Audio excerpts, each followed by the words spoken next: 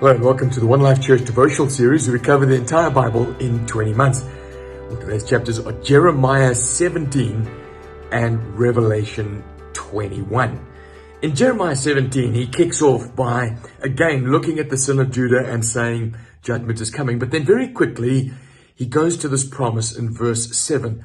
But blessed is the one who trusts in the Lord, whose confidence is in him.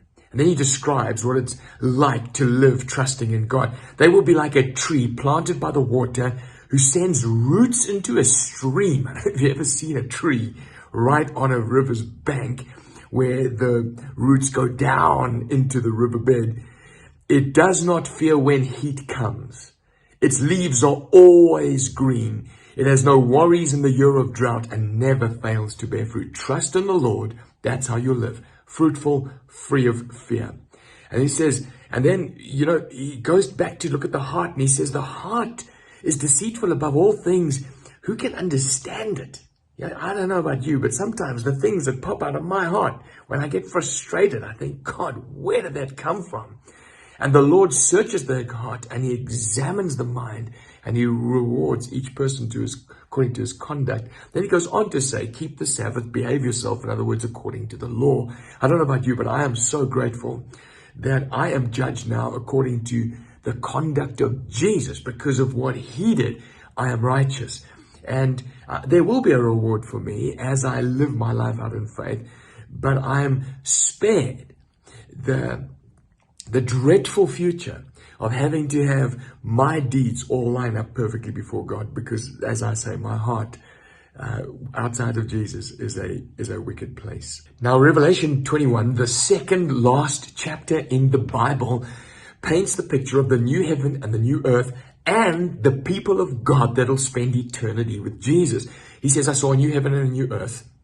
And then he says, verse 2, I saw the holy city, the new Jerusalem, coming down out of heaven from God, prepared as a bride. I mean, this is picture language. He's seeing a city coming down and he's saying, that's the bride. So these are the people that God is going to spend all eternity with. This is you. This is me, those who've been saved.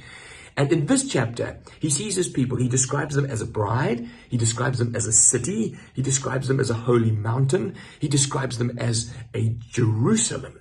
And he's using these pictures to get us to understand the nature of this community of people that he'll spend eternity with. Firstly, we need to understand it's communal.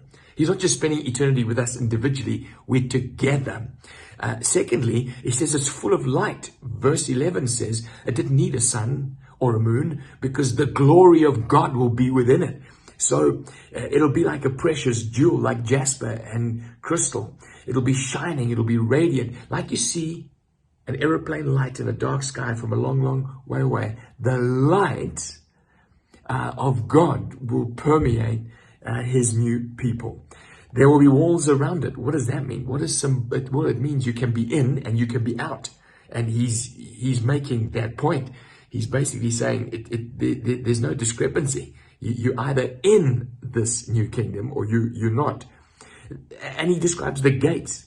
Why are gates important? Well, gates is where the business happened. Gates is where the parliament happened. So this new people, this community are not just ghosts floating on a cloud. It's full of energy, full of activity. And God is there.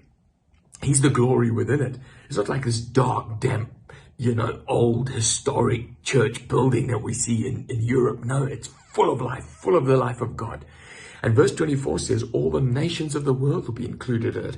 People from around the globe are there. And then verse 26 to 27, he describes who will not be there. He's just laying it out again. There are going to be people that don't want to be there. And so God's going to banish them to where they want to be. And then these gates are described on each side of the city as being open. Why are open gates important? Because we can get in. The cities of refuge in the Old Testament were places where people could run to when they're in trouble. And so this new people of God, we've all run in there if we're believers of God. And also they're open so we can get out and we can go and bring the gospel to the world around. And then these buttresses, these foundations, which are described as the apostles, The word that God gave his apostles, the gospel, is the foundation stone for the building of this community. And so there's so much symbolism here. You will love reading it and saying, God, show me bits and pieces of it. But he sees his new people to be in his new heaven and his new earth for all eternity.